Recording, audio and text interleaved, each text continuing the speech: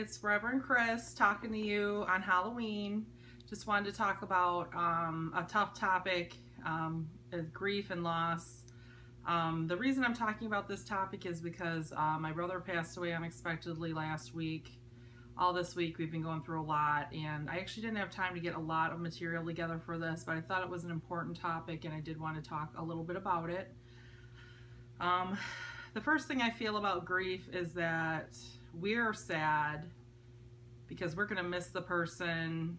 It leaves kind of a hole in our life. It makes us upset to think about that we won't see them, or we can't, call them, or they're not around us, but really they don't want us to be sad. And I feel that they're happy and they can still see us even though we can't see them. Also, I do believe we will see them again. I feel that's part of a Christian foundation, is knowing that you're going to see everyone again in heaven. So I wanted to talk for a minute about a nursing theory, or a theory on grief. That's by Dr. Kubler-Ross. She's a nursing theorist and a PhD, so she's also a doctor as well as a nurse. She has 5 stages of grief that she talks about. The first one being denial, second one anger. You may have heard of these. The last stage is acceptance. Basically, her theory says when you're grieving, for you to get to that stage of acceptance is different for everyone. You may go back and forth between different stages before you get to that, but eventually you can get through. If you can get through all those stages, you'll get to acceptance. So I feel if I was going to do Reverend Chris's stages, I wouldn't say denial, I would say shock. More than disbelief or more than denial. I would say also, instead of anger, I would feel insanity. It's a very helpless feeling. It's very traumatic to your brain when you lose someone, especially if it's unexpected. And then I would say there's nothing really said in there about pain. I feel pain should definitely be a stage in your grieving that you feel. It's emotional pain, physical pain sometimes. I mean, I was in pain from crying so much. I'm in pain from not sleeping. I'm in pain because people are sad for me. So I feel there's more to it than just that. But it's all normal and it's all part of grieving. So I wanted to just point out a few quick verses. The first verse is Isaiah 4, number 5 through 6.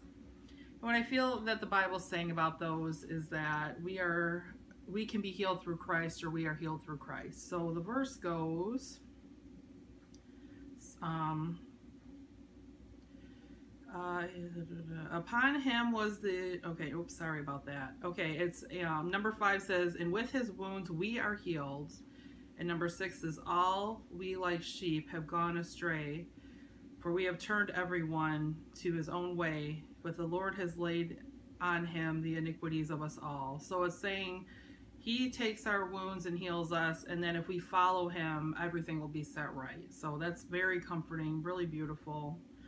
The second verse is Ecclesiastes. It's 3, number 1 through 4. And you may have known this song. It's called Turn, Turn, Turn. They use this verse, but basically it says death is a part of life. So let me read these verses to you. They're very beautiful, actually. It says, for everything there is a season, and a time for every matter under heaven. A time to be born, a time to die.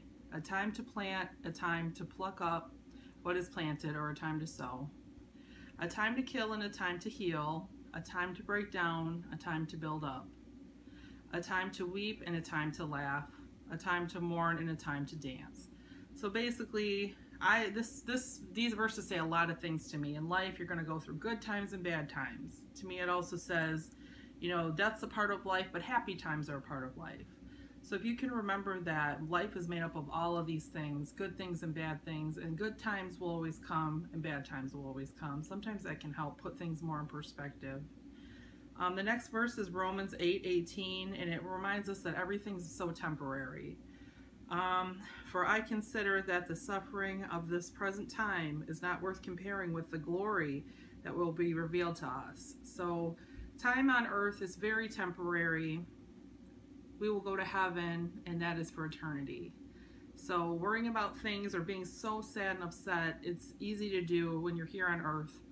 But remembering that it's temporary and you will get to heaven, and that it will be so much better and there'll be no pain there, will be wonderful. Revelation 21:4. I actually found this when I was looking through my Bible, but it was also at my brother's funeral said by the priest, and I really wanted to just remind myself of it and say it again. I really like it. It pretty much says that heaven's better. It's Revelation 21:4. Better than here as far as the suffering. So he will wipe away every tear from their eyes, and death shall be no more. Neither shall there be mourning, nor crying, nor pain any more, and the former things will have passed away. So I just think that's so beautiful to say at a funeral ceremony. I think what's good if you're going through a grief of or loss of anything, whether it be a person, a loved one, a job, anything that you've lost, that you're grieving a loss, is to look up verses on how things are so temporary. That's really comforting. You can look for verses that talk about what heaven's like. So when you do get to that place, how the suffering will be gone. This gives you something to be hopeful for. Hope is really big in being a Christian. It's important to be hopeful and have hope in your heart that things will be better, and think positively. And most verses that talk about hope do talk about having no more suffering, and that's comforting also. So I just want to thank you so much for listening to what I have to say. Maybe something I said will help someone. God bless everyone, and I hope you have a wonderful day. Thank you.